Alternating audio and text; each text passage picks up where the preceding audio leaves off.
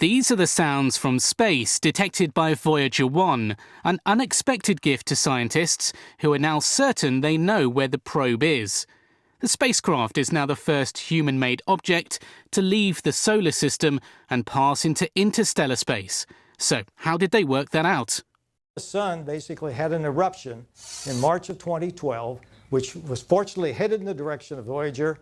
In about 400 days, like a tsunami, it finally got to where Voyager is. It caused the plasma to react in a way that it could be sensed.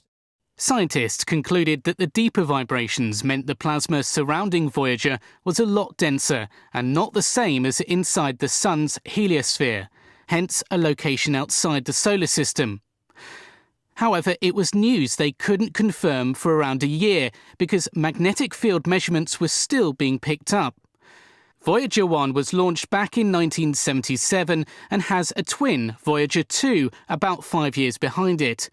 Scientists are expected to start turning off the instruments on the probes after 2020, when they will be completely out of power.